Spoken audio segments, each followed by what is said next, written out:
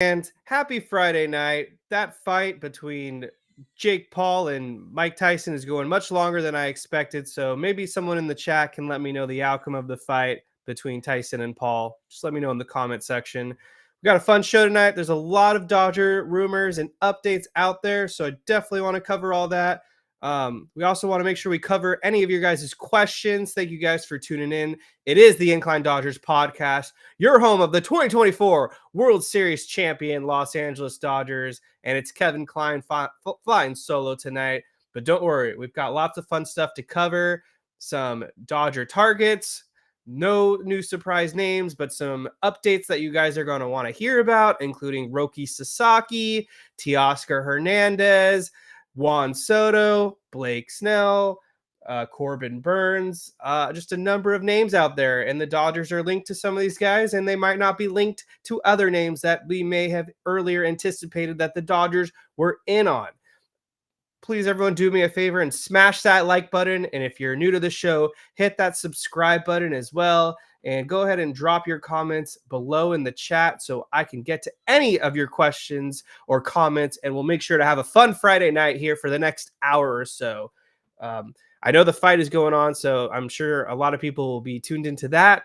But like I mentioned a minute ago, let me know who wins the fight. So some awards were announced last night on Thursday evening, and no surprise here because he was the best hitter in the National League, but well-deserved by Shohei Ohtani, taking home the National League Hank Aaron Award. I don't think there was any doubt about it. We're just a few days away from the National League MVP award being announced, but this was a slam dunk for Shohei Ohtani to win another Hank Aaron Award, 54 home runs, 130 RBIs, 59 stolen bases, 390 on base, OPS over 1,000. So Shohei Ohtani running away with that award.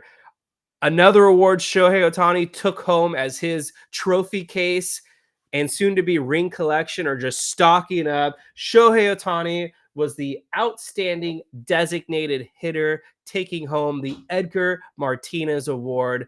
This was a no-brainer as well. Not even another DH out there that's even remarkably comparable to Shohei Ohtani. Pretty soon, they're going to have to rename the award after Shohei Ohtani. It would be a travesty if there's not a future award out there named after Shohei Ohtani, because he's the best hitter of this generation. He's the face of Major League Baseball. You can make a strong argument he might be the greatest baseball player of all time. And so one day there will be an award named after Shohei Ohtani. But for now, he takes home another Edgar Martinez Award. In a little bit of a shocking twist, Mookie Betts was named to the All-MLB first team as an outfielder. He joined Juan Soto and Aaron Judge, and Mookie Betts was the third outfielder to be named on the All-MLB first team. I think some people were outraged that Mookie Betts was named to the All-MLB first team as an outfielder because he only played 40-something odd games in the outfield for your Los Angeles Dodgers, while other guys like Jarren Duran had really impressive seasons. But they voted Mookie Betts. He'll take it. He's been named to this team a number of times now. One of the most accomplished outfielders, I think, ever that the sport has seen. He's also a 3-time World Series champion. Mookie Betts is rocking the hardware. What a amazing career this guy has had. You look at what Mookie Betts has done in his career versus Mike Trout. Mike Trout doesn't have a lot going on other than some great regular season stats. Mookie Betts has a number of great postseason moments, a number of great on the field accomplishments during the regular season as well. Mookie Betts is going to be remembered as one of the greatest baseball players of all time. So congrats to Mookie Betts on another All-MLB first team. We'll talk about Teoscar Hernandez and his free agency updates later on in this episode, but Teoscar Hernandez was named to the All-MLB second team as an outfielder, and well-deserved. I mean, he had a career high in home runs, a great season. Teoscar Hernandez, well-deserved, great outfielder for the Dodgers in his first year. What an amazing season by Teoscar. And, of course, Shohei Ohtani was named to the All-MLB first team as well as the DH, which adds up considering all these awards. The Incline Awards is out now, the 4th annual Incline Awards. And if you guys want to get your votes in there, the nominees are out there and you can vote live. There's a number of awesome categories. You can vote for your Eric Gagne reliever of the year. You can vote for the best home run of the year. You can do the famous Dennis Santana Memorial Gargantuan Nutsack Award. You can vote for the idiot of the year. So I'll go a little bit more into details about all the nominees and kind of the thought process, maybe in a different episode. But for now, I'll drop the link in the live chat so you guys can fill that out when you have some time.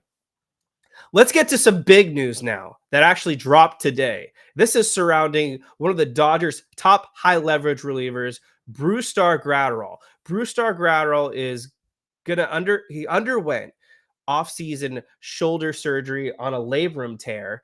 And this is a big blow to the Dodgers bullpen. And we've known that Graterol has dealt with shoulder issues in the past. He's been on the IL for shoulder issues a number of times. The guy battled through this season, barely pitched for the Dodgers throughout the 2024 campaign, but he was able to battle it back, had some big innings in the World Series, and was definitely an essential piece to their title run. He only threw 7 1/3 regular season innings, and despite that, had a FIP of 2.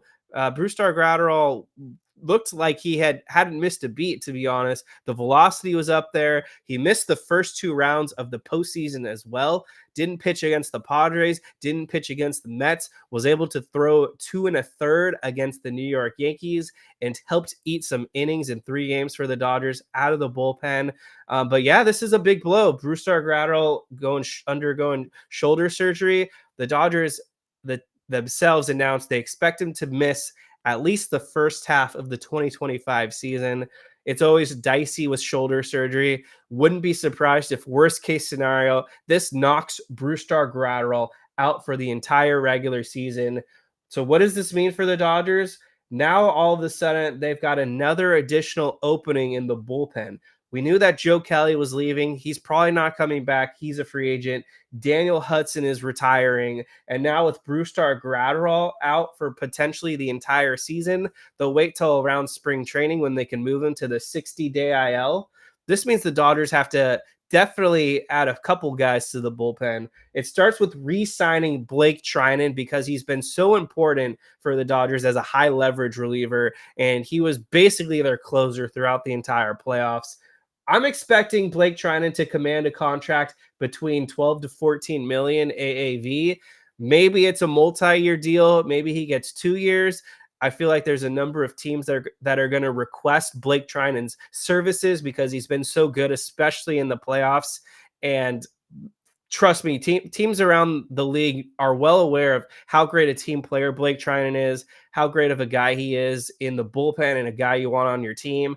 Relievers look up to this guy, and Blake Trinan talks about the Dodgers in the most positive light you can ever talk about. He loves pitching for the Los Angeles Dodgers and has said this is his favorite organization he's ever been a part of. And Blake Trinan's been a part of a few teams like the Oakland Athletics, the Washington Nationals, and of course now the Dodgers. My guess is that Blake Trinan, he's not going to want to miss a chance to meet the president-electee Donald Trump. I don't know when the Dodgers would go to the White House. I'm guessing it would be around when they go to Washington, D.C. to play the Nationals. I haven't looked at the Dodgers 2025 schedule just yet, but I would be shocked if Blake Trinan misses out on a chance to meet Donald Trump. If you know what Blake Trinan's into, it's definitely that side of the politics spectrum, and those are his wishes, so I'm not going to challenge him there. But yeah, I would be shocked if Blake Trinan misses out on an opportunity to meet this guy in the White House. I think the Dodgers are going to do everything they can to bring back Blake Trinan, but with the Brusdar Graterol injury, this definitely opens up another relief need in the bullpen. And I know Tanner Scott is out there. I have a really hard time envisioning the Dodgers paying for a guy like Tanner Scott, especially when they've got Vesia and Banda now as 2 pretty trusted high leverage relievers. I don't really think the Dodgers are going to see that as a fit, as good as Tanner Scott is. I'm in the camp that Kenley Jansen is going to do everything he can to come back to the Los Angeles Dodgers. And I would predict that 2025 is potentially Kenley Jansen's retirement tour. I think Kenley Jansen's going to eventually get into the Baseball Hall of Fame. Therefore, the Dodgers are going to have to retire Kenley Jansen's number. And I know a lot of Dodger fans are kind of over Kenley Jansen and they don't want to trust him in any big game. I think Dave Roberts and the Dodgers organization has shown a lot of growth now that they don't have to depend on Kenley Jansen to be their everyday closer. I think they can essentially give Kenley Jansen like a Daniel Hudson role where he can pitch high leverage from time to time. But he doesn't have to close every night out. And Kenley Jansen, surprisingly, has still been a very effective reliever, even though he's now 37 years of age. Last season, he had a 3 FIP, a 3.29 ERA, 62 strikeouts across basically 55 innings thrown, and a whip of 1. So that's a pretty good reliever. That's basically replicating what Daniel Hudson did for the Dodgers. And I don't think the Dodgers are going to pay a lot of big bucks an outside reliever or targeting, but I feel like because Kenley Jansen's a very familiar fit, I wouldn't be surprised if he's at the top of their board. And I see BC and Rebecca Michelle David saying no on Kenley Jansen.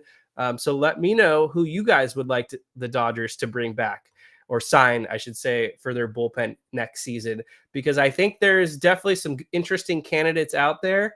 And I don't think the Dodgers are going to pay and allocate their funds towards a big name, high leverage reliever. I think they're going to spend towards the starting pitching, and we'll get to Teoscar Hernandez and Willy Adames later on. But that's kind of where the Dodgers look like right now in terms of the Graterol injury situation.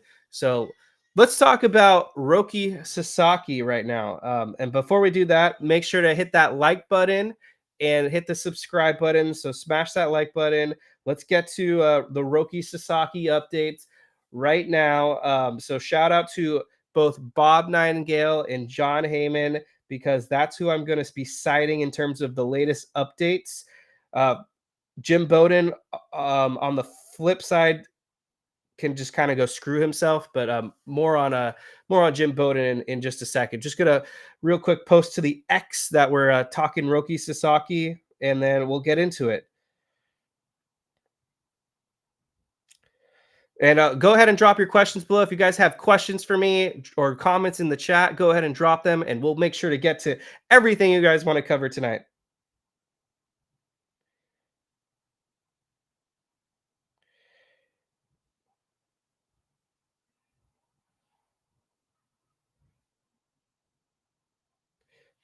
All right, so sorry for the awkward delay there. Okay, so on Rogan and Rodney this afternoon, Bob Nightingale, the USA Today, was the guest, and he talked a lot of free agency and Dodgers related news, and he gave a lot of great details. Bob Nightingale is one of my most trusted sources. He's been on the show a couple times in the past, and he drops really good nuggets. He was the one that told us that the Dodgers really wanted Kike Hernandez back this most recent offseason, and that came true. So anytime Bob Nightingale talks about the Dodgers, he's pretty plugged in. He's the one that debunked those ridiculous rumors that Shohei Ohtani was on a plane to Toronto, or he had signed with the Toronto Blue Jays. So Bob Nightingale, very trusted source when it comes to the Los Angeles Dodgers. Highly recommend following him. So he was asked about Roki Sasaki and where the Dodgers currently stand, and he was pretty transparent and sounded pretty confident. He said that there's a 98% chance that the Los Angeles Dodgers are going to work out a deal and sign Roki Sasaki. Now, we're waiting for Sasaki to officially be posted, but the fact that Bob Nightingale said 98% chance that the Dodgers are going to get Roki Sasaki, I mean, those are very, very, very strong odds. I mean, 98% is basically a slam dunk lock. You can lock it in. You can bet the house. The chances of Sasaki not being a Dodger now seem very, very unlikely and would be a shock at this point. He said that there's a 2% chance he goes to the San Diego Padres. But 98% chance that Roki Sasaki is going to be a Dodger. Those are insane odds. We should feel very good about that. I have not seen ever an international free agent to be this locked in or guaranteed to go to a team. Even with Yoshinobu Yamamoto, it didn't feel like it was that remotely close. It did feel like he was going to really be a New York Yankee at a certain point, and then the Dodgers were able to win him away. But Bob Nightingale said if you ask 30 of 30 teams, they all think Roki Sasaki is going to go to the Los Angeles Dodgers. John Heyman also wrote a pretty deep article about Roki Sasaki, and he said it's very highly likely that Roki Sasaki goes to the Dodgers. So I don't know what Jim Bowden's hearing out there, because he wrote that the Dodgers and Roki Sasaki are a very unlikely fit. And that seems like a very contrarian opinion. And Jim Bowden's a respected analyst, and he's plugged in at times as well, but he is much further down my rankings and hierarchies of sources I trust.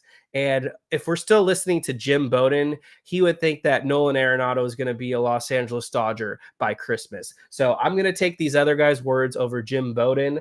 I think I would give it at about an 80% chance that Roki Sasaki comes to the Dodgers. So not as strongly as Bob Nightingale, but Bob Nightingale is more plugged in than me. And so where does Roki Sasaki fit once he's posted and is officially a free agent? Of all the pitchers out there, Blake Snell, Corbin Burnes, Max Fried, Walker Buehler, Jack Flaherty, I would rank Roki Sasaki as the best possible pitcher to acquire. What Roki Sasaki is doing in Japan, I know it's Japan, but the league is much more competitive than where it's been in the past. You can't look away at these numbers. Roki Sasaki earlier this year had a 2.35 ERA in Japan over 111 innings thrown. In 2023, he had a 1.78 ERA. In 2022, he had a 2.02 ERA. In 2021, across two leagues, it looks like he had an ERA in the high ones. Roki Sasaki has been just dominant throughout his entire Japanese career. He threw nothing but gas in the World Baseball Classic, dialing it in at over 100 miles per hour. And Andrew Freeman and the Los Angeles Dodgers have been in on Roki Sasaki for years now. I think they've been in on Roki Sasaki even longer than they've been in on Yoshinobu Yamamoto. Good comment here from VFN Q-Row. I bet Shohei and Yamamoto are already in Japan talking with him. I don't know where league rules go in terms of that, but absolutely. I mean, I think Shohei Ohtani and Yamamoto have a text chain going on with Roki Sasaki, and they want this guy to be a part of their team. It's no longer the try to beat them mentality. It's the join us mentality. And I'm trying to see if Roki Sasaki did pitch a perfect game. I want to verify if that's true. I think that's right. I just want to, yeah, he pitched a perfect game on April 10th, 2022. So you are correct, Rebecca, Michelle David. Roki Sasaki did throw a perfect game one time in his career. From a short-term outlook, I know it's crazy to say that Roki Sasaki would be better than Blake Snell, Max Fried, Corbin Burnes, etc. But this is a long-term outlook. And maybe Roki Sasaki isn't an immediate impact player and dominates year one in Major League Baseball, but a lot of people said the same thing about Yoshinobu Yamamoto, and Yoshinobu Yamamoto won a World Series and dominated in the playoffs in year one. So I'm willing to bet that Roki Sasaki is a sensation and adjusts and adapts perfectly to Major League Baseball in year one. I know some people say he's a little unpolished, needs some seasoning, but he's developed a pretty good third pitch at this point. And when he joins the Dodgers, his slider is only going to get better because he throws one of the best fastballs, a nasty splitter, and he's got the slider now in his repertoire. And the Dodgers are going to work with him to make him the best possible and most optimal pitcher that he can possibly be. And I don't think any team can have that ability to unlock this guy. Maybe the Guardians or the Rays can, but they're small market. He wants to be in a big market, I have to imagine. And you don't get bigger than Los Angeles at this point. So we want Sasaki. He's going to be an immediate impact arm from a long-term outlook. He has the ceiling to be the best pitcher in Major League Baseball. That means he would be the best pitcher eventually on the Los Angeles Dodgers. You're getting him at a ridiculous cheap rate. It'd be like the Ohtani contract when he first was posted and joined the Angels. It's basically like a few million a year. And then eventually, after 3 years or so, he would be eligible for salary arbitration and could make more. And then eventually, Sasaki will be a free agent around 2030. And then that's when he can go make his bag. So I'm all in on Sasaki. I'm not penciling him in as a lock, but when we're talking about what the Dodgers outlook looks like this offseason, I believe it's Roki Sasaki and then one of these starting pitchers. And that's exactly what John Heyman said as well. It's going to be Roki Sasaki and then possibly Blake Snell, Corbin Burnes, Walker Buehler, Max Fried, or they go into the trade market and they go get Garrett Crochet, who we're going to talk about as well. We've talked about Garrett Crochet a number of times on the show, but we got small updates on Garrett Crochet. I want to ask you guys, what would be your ranking of free agent starting pitchers out there right now? Don't include Sasaki because he's not technically a free agent yet and he's in his own tier, but I want to hear your guys' thoughts. Blake Snell, Max Fried, Corbin Burnes, Walker Buehler, Kikuchi, Shane Bieber, any of the other free agents out there that you're interested in, Nick Pivetta. Give me some of your guys' rankings right now. And who do you think the Dodgers, give me like a top two. Who do you think the Dodgers should prioritize in terms of free agent pitchers? Give you guys a minute to let me know.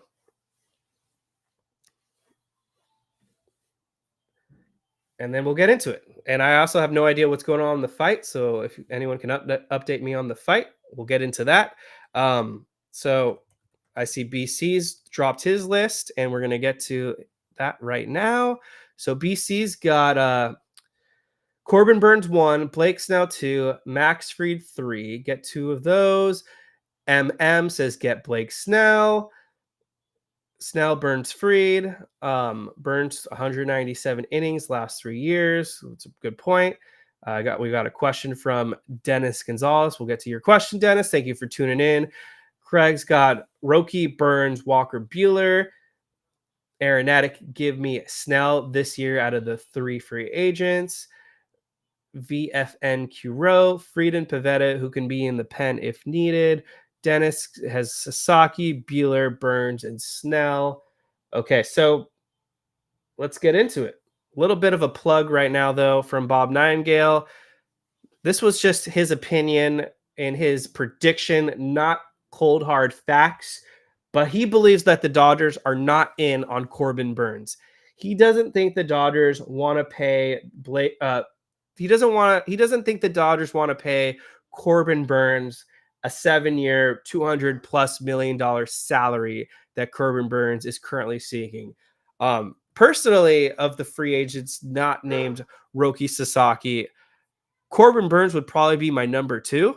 I think Corbin Burnes is an awesome pitcher. What he did last year for Baltimore can't be overlooked.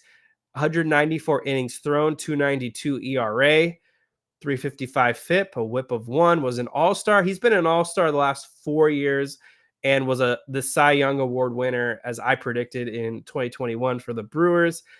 Corbin Burnes is legit and would be an anchor in the Dodgers rotation, but I'm kind of with Bob Nightingale, and I have a really tough time seeing the Dodgers commit over $200 million to Corbin Burnes, because considering they've already committed a big salary to Yamamoto, to Tyler Glasnow, and Shohei Ohtani soon, because he'll be starting for the Dodgers.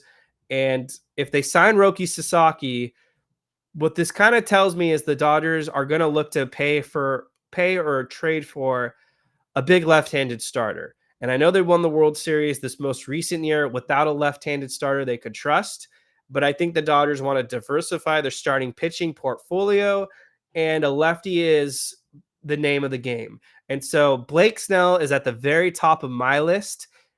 Blake Snell is a 32 years of age. He's a West Coast guy because he's from Seattle, Washington.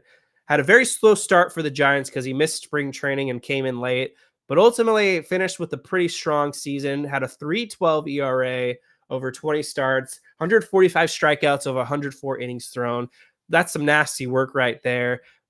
Career-wise, Blake Snell has a 3.19 ERA, and he's won 2 Cy Young Awards.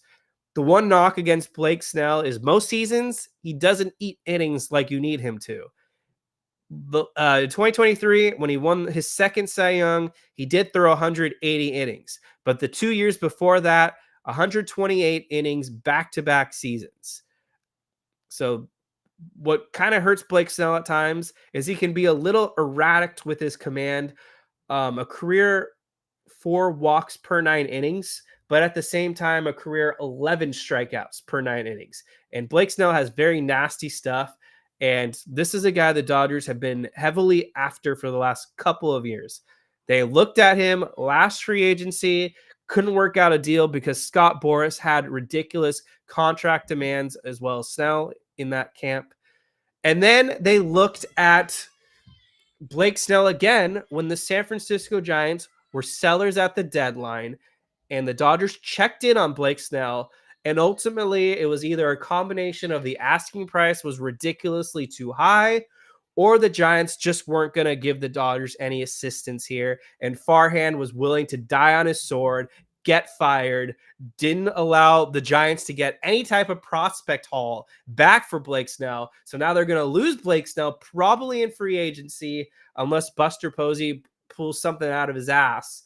And they don't get a draft pick because Blake Snell's not eligible for the qualifying offer. And so that makes him a very sexy option for the Dodgers because you can sign Blake Snell. You don't get penalized by losing a draft pick. And it's probably going to cost the Dodgers 4 years, $130 million. Maybe they have to go 5 years, but I'm expecting the AAV to be about $32 to $35 million for the talents of Blake Snell. So he's my number one. Let's pause right here and get to the super chat from VFNQ Row. Thank you so much, VFN. I mean, anytime anyone's generous to give us super chats, it goes a long way and means a lot to me. And I appreciate everyone that tunes into the show. Your questions go a long way and help the show pump out the great content and derive it in a way that appeals to you guys. That's ultimately the goal here is to generate the content that you guys want to hear and cover the topics that intrigue you guys. So the super chat is, he's out on Corbin Burnes. Dodgers don't get into bidding wars unless it's a generational talent like Yoshi, that's Yamamoto, and we may be entering one for Willy Adames and Teoscar Hernandez very soon. This is a 10 out of 10 comment. Couldn't agree more. I mean, everything he's saying here in this super chat is exactly correct. I don't think the Dodgers get into a bidding war with a Scott Boras client.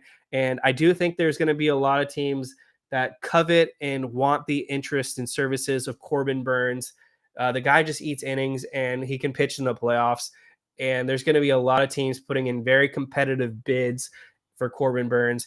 And the Dodgers need starting pitching, but it's not to the point where they are going to overpay for a guy unless it's their guy. And Yoshinobu Yamamoto last season, they viewed him as their guy. I don't think the Dodgers view Corbin Burnes as their guy. They like Corbin Burnes, but they're not all in on Corbin Burnes. Otherwise, they probably would have pulled off a trade last season when he was on the market, and they would have gave up a big haul to get Corbin Burnes from the Milwaukee Brewers. Now we'll get into Willy Adames because the Dodgers do want Willy Adames and they've tried to trade for that guy a number of times, but there's some reasons why Willy Adames didn't get traded. And trust me, we'll get into that in just a second, but I do want to finish off the pitching conversation here. So Nightingale doesn't think the Dodgers will sign Corbin Burnes. That's no knock against Corbin Burnes, great pitcher. He thinks Walker Buehler will ultimately come back to the Los Angeles Dodgers. This is where kind of reports conflict. He thinks that the Dodgers could come back, could bring Walker Buehler back on a 1-year contract. And he actually was surprised they didn't offer him the qualifying offer. And to be quite frank, I'm a little surprised too that the Dodgers didn't offer Walker Buehler the qualifying offer, because I feel like at this point, $21 million on a 1-year prove-it deal seems pretty fair for a guy like Walker Buehler, who's done a lot for this organization. And if Walker Buehler declines the qualifying offer and signs elsewhere, then the Dodgers get a draft pick. But unless I'm just completely off base here and the market value for Buehler is just significantly lower, which I have a hard time seeing because I think he'll ultimately get between $15 and $18 million a year. Just depends on the number of years out there. And I'm not quite sure yet if the Dodgers are willing to go multiple years for Walker Buehler. I think it will kind of fall more into place when other names fall off the board. But I don't know if Walker Buehler is necessarily the first big starting pitching free agent that gets picked off the board right away. And Morosi says that the Atlanta Braves are a team that will be strongly interested in Walker Buehler. And I know there's another team who I'm blanking on is also very interested in Walker Buehler. And so, I mean, ultimately here, I don't think Walker Buehler to the Dodgers is a slam dunk lock by any means. I think there are going to be a few teams out there that view Walker Buehler very highly, especially after what he did in the postseason, and they're comfortable inserting him near the top of the rotation. I mean, a team like the Detroit Tigers that was basically missing a co-ace to go along with Tarek Skubal because they traded Jack Flaherty to the Dodgers. They're going to be competitive next season. Maybe they decide they want to bring in Walker Buehler to kind of help add a dog and continue their postseason push. I mean, Baltimore Orioles make a lot of sense too if they're looking to add a starting pitching, because I know that the reports are they are looking to add a starting pitcher. And I mean, Walker Buehler would make a lot of sense if he wants to go to Baltimore. Very competitive team, a division that could easily be won with the right pieces. And the American League is kind of going down. So I wouldn't sleep on the Orioles either. But ultimately, Nightingale thinks Buehler and the Dodgers will have a reunion. I'm kind of 50-50 on it. I think if they sign Roki Sasaki and then add one of these other big names, I don't know if Walker Buehler is necessarily a lock to come back, because then you're adding and paying kind of big money for 3 pitchers. And I don't know if the Dodgers have that game plan in mind. I'm completely out on Max Fried. I just don't trust the guy at all to stay healthy. He's dealt with an abundant amount of arm issues at this point that have kind of sidelined him in the past. The elbow and forearm strains, kind of a red flag to me. And I feel like he's a ticking time bomb to eventually get injured. And honestly, I don't care that he's from Santa Monica and grew up a Dodgers fan. I need guys that I can trust to stay healthy. And that was the theme for the Dodgers the last 3 years or so, is they just continue to get crippled by starting pitching injuries. And Max Fried was good for the Atlanta Braves last season. He had a 333 FIP, 174 innings thrown. I mean, that's good work right there. He threw 2 complete games, which that's nasty too. And I mean, career-wise, Fried has been a really good pitcher, a 3 ERA, 329 FIP. But for whatever reason, when October rolls around, this guy just gets shelled game after game. 2-5 playoff record, 5.10 postseason ERA. In 2022, he went 3 1/3 innings against the Phillies, gave up 6 runs. In 2023, another loss against the Phillies, went 4 innings, gave up 3 runs. And in 2024 against the Padres, went 2 innings, gave up 5 runs. And Blake Snell, Max Fried, I mixed them up for some reason. Max Fried is a guy that just I don't trust in October, and I'm not in on him, to be honest. So I get that he's a talent. I know a lot of Dodger fans want him, but I'm just not in on him. Okay, so it looks like people are updating me about the fight. If you guys have questions, let's get to your questions. I know Dennis Gonzalez asked a question. I got to find your question, Dennis. I don't want to snub you. My bad. One-man show right now. So Dennis Gonzalez earlier asked, how serious do you think the Dodgers are looking at Max Fried compared to re-signing Walker Buehler? So I just talked about Max Fried. I don't believe Max Fried is at the top of the Dodgers board. I think the very top of the board is Roki. Then the next tier is Blake Snell. And then the next guy that they're looking at is Garrett Crochet. John Heyman, just to reiterate and remind us that the Dodgers are in on Garrett Crochet, published an article, I think, about 24 hours ago. And he reminded and asserted out there that the Dodgers remain aggressive and are in on the services of Garrett Crochet. They're one of 4 teams apparently that are willing to put bids and offers in for Garrett Crochet. I know the Phillies were one of the teams. I believe the Baltimore Orioles were another team. And then I'm missing a team. I think it was the Red Sox and, of course, the Los Angeles Dodgers. I know Garrett Crochet had some issues with the clubhouse because he went on record and said he would sit in the second half and not pitch in the postseason unless the team that he was traded to locked him up to a contract extension. And teams called the bluff, and Garrett Crochet didn't get his wishes. Now, Garrett Crochet just won the American League Comeback Player of the Year. For good reason. He was great for the White Sox. As terrible as that ball club was, Garrett Crochet still managed to go 6-12, had a high WAR over at least 4 or 5, pitched in 32 games, all starts, 209 strikeouts across 146 innings thrown. When Dusty Baker, friend of the show, came on here about a week ago, he compared Garrett Crochet to Chris Sale, which I think is 100% accurate in terms of player comp. Why wouldn't you want the next Chris Sale in your starting rotation? Because Garrett Crochet at this point is a top 10 pitcher in Major League Baseball. When you have a 269 FIP and a 1 WHIP for the Chicago White Sox and 209 strikeouts over 146 innings thrown, that is some nasty work that you cannot look past whatsoever. And I know he missed about 2 years because of injuries and the Tommy John surgery, but who hasn't had Tommy John surgery at this point? That's not enough for me to be turned off by this guy. He's only 25. He's a free agent in 2027. I have to imagine, though, that the Dodgers would have to lock him up to a contract extension prior to finalizing the trade, which I'm good with. $25 million probably a year is what he's going to get, just because he hasn't proven himself long enough.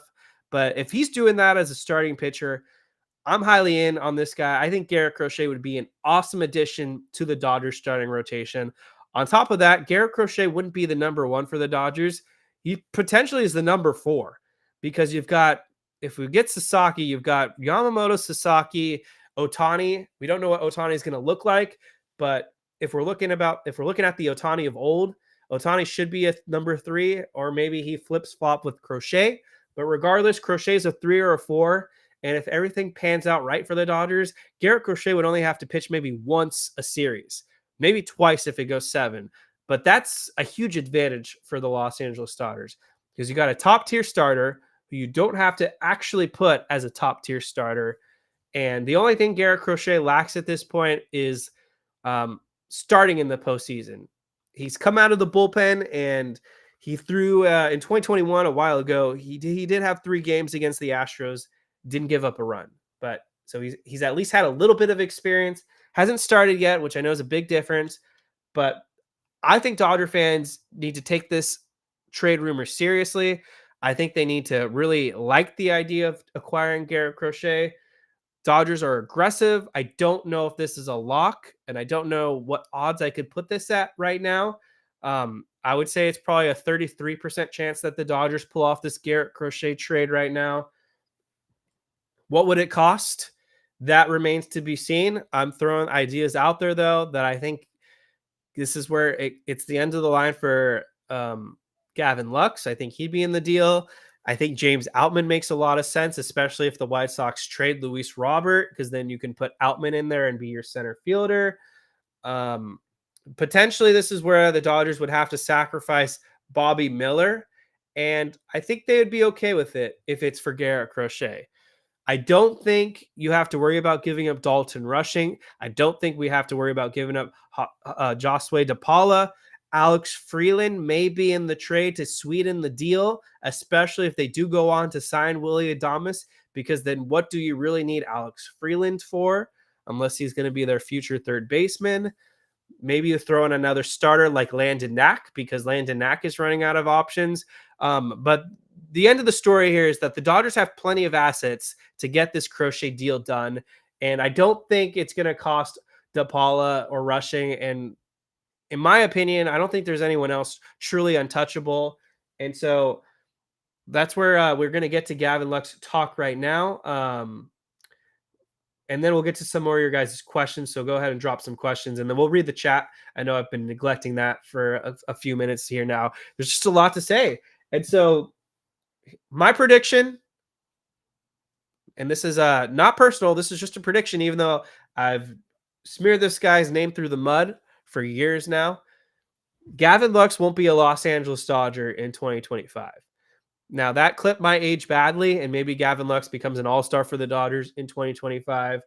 But my gut, my roster outlook, my prediction is Gavin Lux is getting traded this offseason. And if it's not for the Garrett Crochet package, then it's going to be for something that we didn't see coming, because I just don't think there's room for him anymore on this team. Mookie Betts is going back to second base. Those are just the facts. That's what Mookie Betts wants. This will naturally open up right field for Andy Pages, most likely. They're going to look to add a shortstop position, and Willy Adames is their guy. Do they end up signing Willy Adames? Who knows? Because a team like the San Francisco Giants will put in a competitive bid.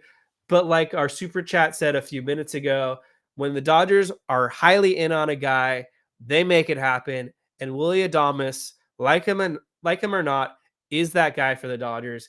They really want him. So Heyman wrote that the Dodgers have shopped Gavin Lux in the past. This most recent trade deadline, he did write, and I was surprised to see this, Gavin Lux was involved in a trade package that ultimately didn't happen. He didn't say what the trade was involving.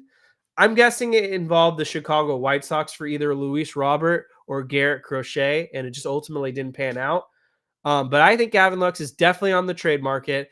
I think he'll have a new home this upcoming season, and it'll probably be a small market team that's looking to offload some significant salary, and the Dodgers are going to strike hot while that opportunity is there, because the Dodgers have infinite amounts of money thanks to the Guggenheims, and a small market team, whether it's the Brewers, the Marlins, the White Sox, who don't want to commit high salary, are going to look at Gavin Lux and like his $1 million contract.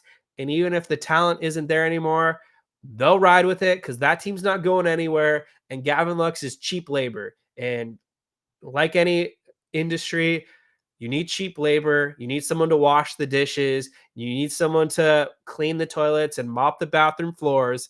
And that's what Gavin Lux is to me at this point. He's more of a role player that hasn't lived up to the potential. And small market teams, if someone like Paul DeYoung can get an everyday job, then Gavin Lux can get an everyday job for a bad team. Let's go. So Yang Yi says Tyson's fighting like an old man. Aaron Addict says Burnes was real good for the Orioles. Problem is they didn't score. Very true. Rebecca Michelle David says $200 million is too much for Corbin Burnes, but agrees 100% about Walker Buehler. Craig Osterberg says Tyson, for his age, didn't get knocked out. He should retire. Dale Harris, sign anyone but Jansen. Dale Harris, would you sign Joe Kelly over Kenley Jansen? Let me ask you that. You said sign anyone. Who would you rather have, Joe Kelly or Kenley Jansen? Give me Kenley Jansen over Joe Kelly. I'm over that relationship. Craig Osterberg, is Juan Soto a long shot? That's another talking point what we're gonna get to. So why don't we talk about Juan Soto right now? Just gonna update. Get more people in here. If you haven't hit that like button yet, please hit the like button because likes matter. And the more likes we get, the more questions we can get, and we get more views, which is good for the show. So on AM 570, Rogan and Rodney, of course, they asked about where the Dodgers stand with Juan Soto, and Bob Nightingale was straight to the point. He said the Dodgers are not in on Juan Soto. he doesn't think they need them. And I agree 100% with Bob Nightingale. The Dodgers don't need Juan Soto at all. That's not to say Juan Soto is not a great player, because Juan Soto is going to be a future Hall of Famer. He's a generational talent, not a good defender. I don't think he's 26, but he's a great hitter, and a number of teams are lining up to try to sign this guy. Whether it's 500 million, 600 million, 700 million, someone's going to pay Juan Soto that bag. The Boston Red Sox had a 3-hour presentation with Juan Soto the other night in Newport Beach. Obviously, the incumbent team, the New York Yankees, want to bring back Juan Soto.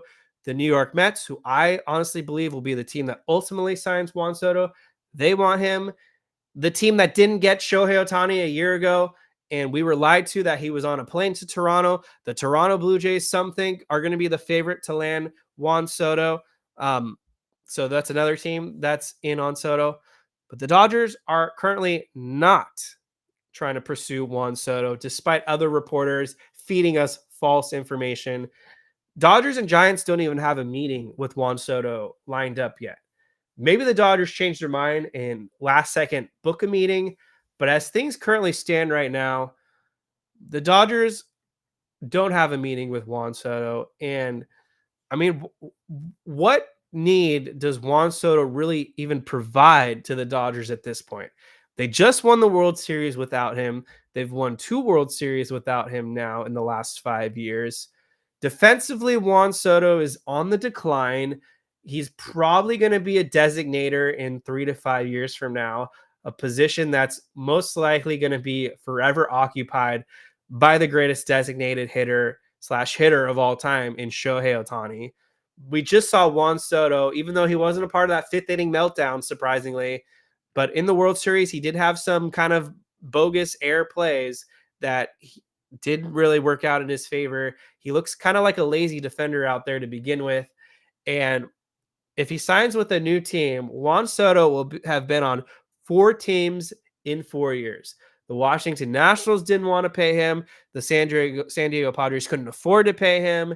And it looks like the New York Yankees potentially are going to miss out on re-signing Juan Soto, because Juan Soto is not loyal to any team. He's going where the money lies. That might be a little different than some current Dodgers, like a Chris Taylor, maybe Teoscar Hernandez, who we'll talk about in a minute. But Juan Soto is going where the money is. Now, I don't think Juan Soto would be a bad clubhouse fit. I know some people are kind of attacking his character and think he would be more of a detriment or a nuisance to the Dodgers clubhouse. I don't necessarily think that. I mean, when you're a talented player like Juan Soto, the stats back it up. He's a really good hitter and takes this profession very seriously. But for the Dodgers, he'd be a luxury, not a necessity. And you got Andy Paz on the roster. I think he's going to be better than people think in right field. He has a very strong arm, actually played that position very well. And I mean, for a rookie season, he was pretty impressive, and he's only going to get better. I think his ceiling is, or I should say, I think his floor is somewhere between 20 home runs. Maybe his ceiling is 30 home runs. And he's going to become more of a contact hitter. They'll work with him. He'll have a better eye. This guy is going to be really good. There's a reason the Dodgers have put a lot of development into Andy Paz, and he was coming off shoulder surgery, didn't really have a full regular spring training. He's going to get better. So wait and see on Andy Paz. I know some people are adamant. Why wouldn't the Dodgers sign Juan Soto? He's out there. It'd be a mistake not to sign him. I mean, the simple answer is you could take $600 million and allocate those funds to the resources you actually need. Take the $600 million, go out there, pay a couple starting pitchers, restock the bullpen, sign Willy Adames, and you have enough left over to sign Teoscar Hernandez. So ultimately, I mean, Juan Soto is probably better than Adames and Teoscar combined. But when you're looking at the salary head to head, I've got $600 million to give to 5 to 6 great players versus one player. To me, it just makes a lot more sense to actually get the things you need. The Dodgers need a shortstop. They do need a corner outfielder, but they don't need one that's going to cost the amount that Juan Soto is going to cost. And they need a lot of starting pitching and some relief pitching. Santiago Alvarez doesn't like Garrett Crochet. Okay. Mazum, Dodgers are not getting Willy Adames. BC says he sure hopes not. I don't get why you guys wouldn't want Willy Adames, and we're gonna talk about Willy Adames. He's up next with Teoscar Hernandez, but Gavin Lux, you are a White Sox if we get Crochet. BC says Crochet, yet another guy who's never pitched more than 140 innings. I mean, neither has Sasaki, but the Dodgers want him, and you have a 6-man rotation now. So why not? Why not get a guy? You don't need Garrett Crochet to go 200 innings. You need Garrett Crochet to give you 130 innings. Rebecca Michelle David, I don't know about trading Bobby Miller. Depends on how much he improves with. We'll talk about Bobby Miller more and what his future looks like. I'm not giving up on Bobby Miller. It's about selling high on him when you can get a star player like Garrett Crochet. Hepatitis, see you later. Sandy Alcantara comes to mind. He'd be a great ad for the Dodgers. Has a fresh arm because he's coming off Tommy John surgery. I've talked about him before. I think he'd be a great fit for the Dodgers. I'm just not sure yet if the Miami Marlins are willing to trade him. Dennis Gonzalez, pass on Soto, re-sign Teoscar. Absolutely. Hepatitis, see you later. I want Soto in LA, but it's probably going to happen. So Sasaki, Teoscar, re-signing your guys is still a great realistic one. Ang, forget Soto. We already have a winning World Series team. We just need to re-sign all our players except Flaherty. Sasaki will be a great addition. I don't get the Flaherty hate. He was great for the Dodgers in the playoffs. I know he had a couple stinkers, but he also had a couple great outings for the Dodgers.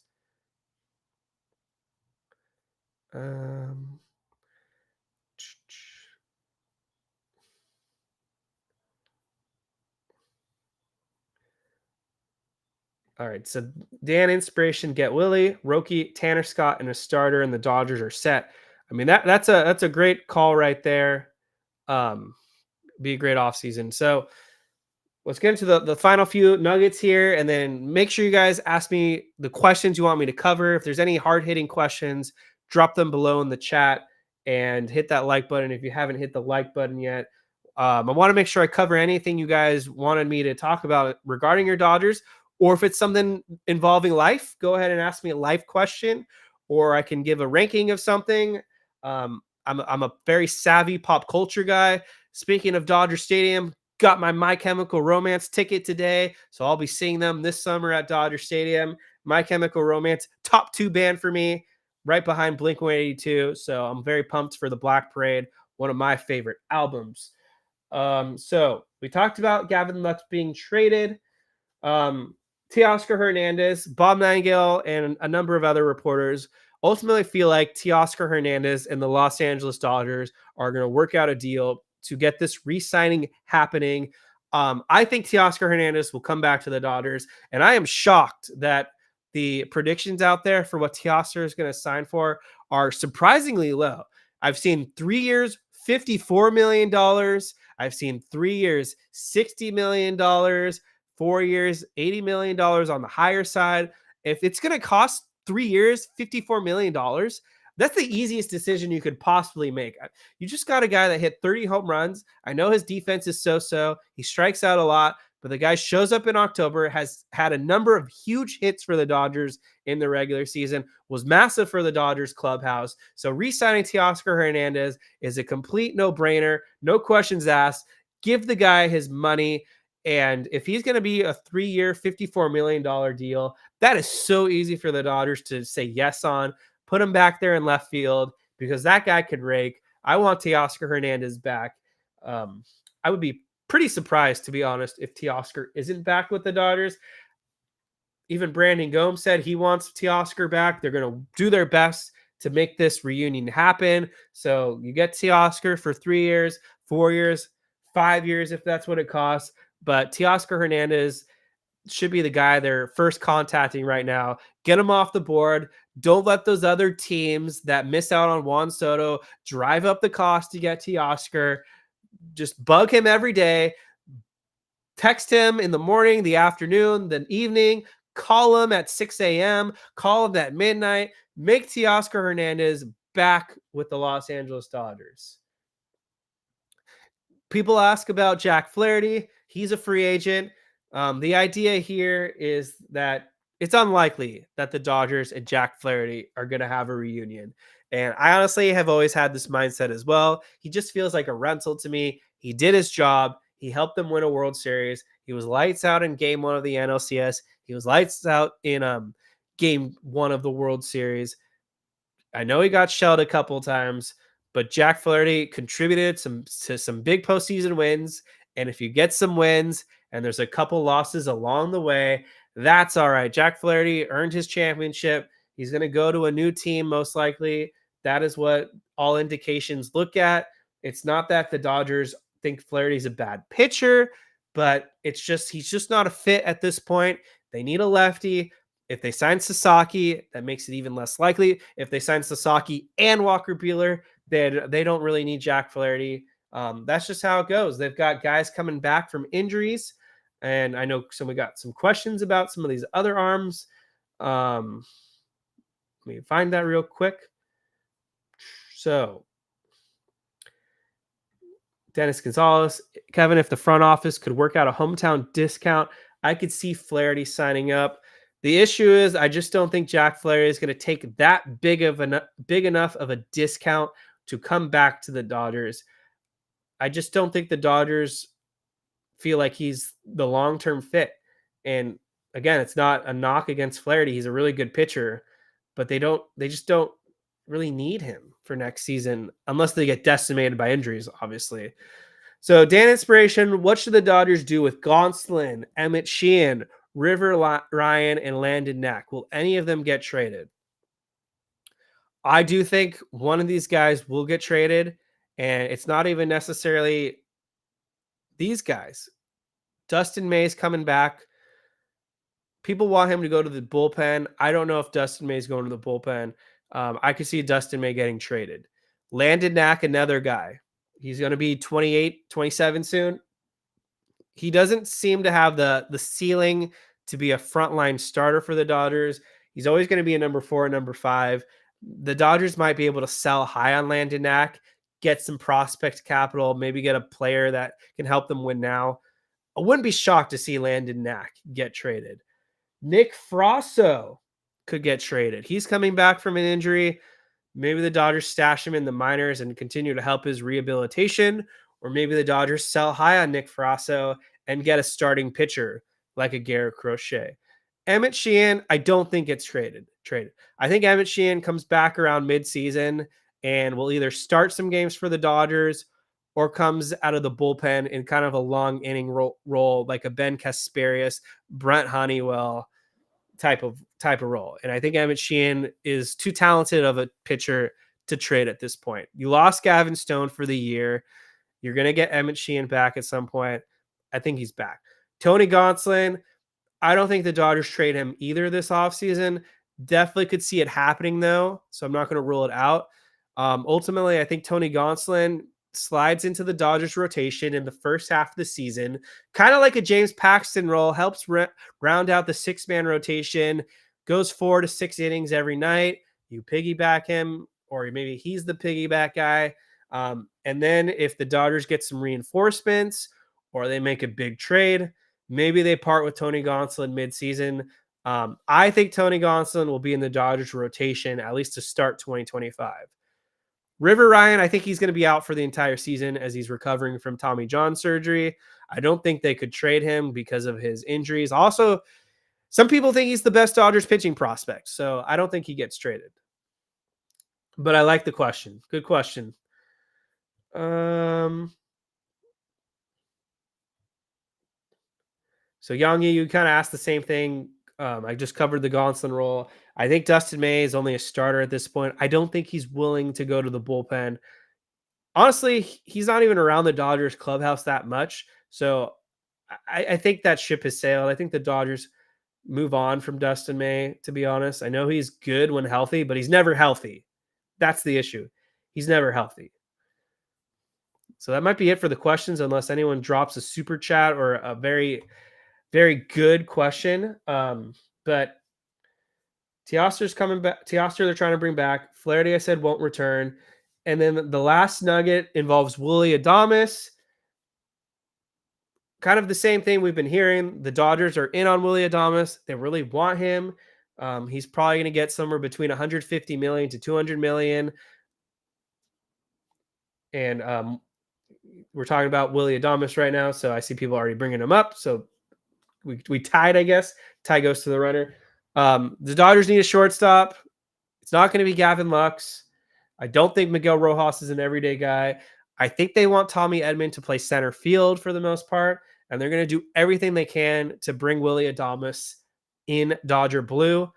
On Robert Murray's show, The Baseball Insiders, he didn't specifically talk about Willy Adames to the Dodgers, but what he talked about in terms of Willy Adames was the reason the Brewers weren't willing to trade this guy. Not only is he good on the field, but behind the scenes, off the field, in the clubhouse, Robert Murray threw it out there. He said of all the baseball players he's ever been around, he feels that no one is more universally respected than Willy Adames. And he mentioned how Willy Adames was pretty instrumental in the development of Jackson Chourio for the Brewers, who was a rookie last season for the team and kind of got off to a slow start and then progressed. It had a pretty good second half as a rookie. So I think Willy Adames is still at the top of the Dodgers board. I think they're going to do everything they can to bring this guy over. Kind of a Friedman guy because he was once a Tampa Bay Ray, has had some good postseason experience. I know his stats aren't the best in October, but he has the experience. He's been on a number of winning teams. He's a great culture guy. The Dodgers love excellent culture clubhouse presence. They want a leader out there, and Willy Adames checks all those boxes. Not only that, he's good friends with Mookie Betts. He's obviously friends with Tyler Glasnow. He's friends with he was friends with someone else who I'm blanking on, but regardless, Willy Adames he doesn't seem like the most exciting name initially on paper, but when you dive into all the intangibles and what Willy Adames can bring to the Dodgers, he's certainly a free agent target to get excited about, and he's in the prime of his career right now. He can hit for power. Historically, he's a pretty good defensive shortstop. I know he regressed last season, but the Dodgers can make that right. And if I had to guess, I do think Willy Adames ultimately does sign with the Los Angeles Dodgers between that $150 to $200 million. I just have a hard time seeing him going to the Giants if the Dodgers are on the board and these are the two teams heavily in on him. Like, why would you go to San Francisco, a team that's nowhere near competitive, when you can go to the Los Angeles Dodgers and be a part of a winning culture? I mean, unless he's undergone a lobotomy this offseason, it just seems like Willy Adames and the Dodgers seem like a great match. And so I'd be excited about the return. So kind of to wrap things up, and then I'll hit your guys' final questions to kind of do a quick outlook of how I see the Dodgers offseason shaping out right now. I think they signed Roki Sasaki. I think they signed Blake Snell. I think they re-signed Teoscar Hernandez. I think they re-sign Blake Trinan. They get Willy Adames. And I just saw someone ask about Kike Dennis. Is Kike a lock to come back, and for how long?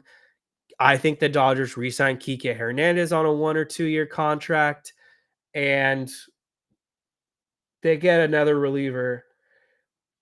Soroka, I think, is a guy that's very intriguing. It wouldn't cost a lot, so I think Michael Soroka comes to the Dodgers, and they get another guy out there, whether it's Fairbanks, Devin Williams, maybe they pay for Holmes if they can get the prices right, or my favorite, and I know it's the unpopular opinion, Kenley Jansen.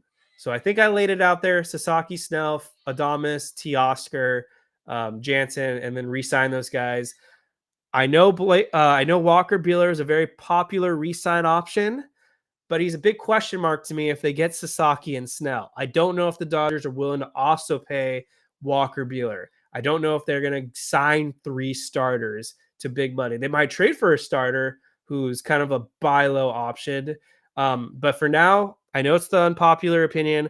I don't have Walker Buehler as a slam dunk or in my priority re-sign list. I like Walker Buehler. He's a dog in the playoffs, but I would prioritize Snell and Sasaki over him. And if they don't get Snell, then Garrett Crochet falls next in line for me. So I'm just going to look at your guys' final questions, and then I'm peacing out. So we talked about Kike, Joshua, Canada. What about Bo Bichette? I don't think Bo Bichette's on the market right now. I think the Toronto Blue Jays are really going to try to compete next season. It really depends what happens with Juan Soto. If they sign Juan Soto, I definitely don't think Bo Bichette gets traded. I know there's crying baby in the background, so that's probably part of a good reason for me to peace out in a second. Cactus Jack. How about Ken Griffey Jr., Fernando Tatis, or Babe Ruth? Cactus Jack, I don't know you, but thank you for tuning in. It's Ken Griffey number 1, Babe Ruth number 2, Fernando number 3. Ken Griffey Jr. is a much better ball player than Babe Ruth, in my opinion. Julio Alaman, is Willy Adames is he necessary? Oh, Willy Adames is absolutely necessary. The Dodgers need a shortstop this offseason. I don't think Tommy Edman is the guy they want every day as the shortstop position. Like I said minutes ago, he's a better center fielder, and they're going to need a center fielder if they don't have Tommy Edman available. So, yes. What about Treinen? He's coming back, I think. We've talked about Treinen a lot. Roy Estrada, it's late, Kevin. Jansen, really? I don't think Kenley Jansen's going to hurt us at this point. Give him the retirement tour. 94 money. Kim at shortstop. Sasaki, Crochet, Buehler, re-sign Teoscar, and Kike. I don't really want Kim at shortstop. No, thank you. He can go to San Francisco. Yangi, Toronto was on the Ohtani signing until the very last day. They could go be a dark horse. Hepatitis, see you later. Shortstop gap until 2029 when Gunnar Henderson's a free agent. I like it, Gunnar. I like it, Hepatitis.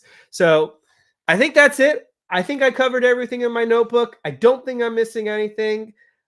We talked about it all. If you feel like I missed something, maybe you tuned in late, go back earlier in the episode because we talked about Roki Sasaki. We talked about the Graterol injury. We talked about Soto, Hernandez, Flaherty, Willy Adames, Blake Snell, Max Fried, you name it. So thank you guys so much for tuning in tonight. Hope you enjoyed the episode.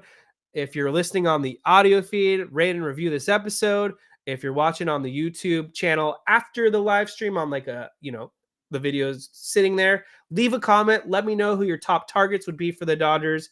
And we'll be back soon, maybe Monday, maybe earlier if something breaks. But I'm going to peace out now. Everyone go vote in the Incline Awards. I'll post the link again. Join our Discord channel if you want to talk Dodgers and be on top of all the rumors and talk with other awesome Dodger fans. So thank you guys so much. There's the Discord chat link. Everyone, have a great night. Have a great weekend.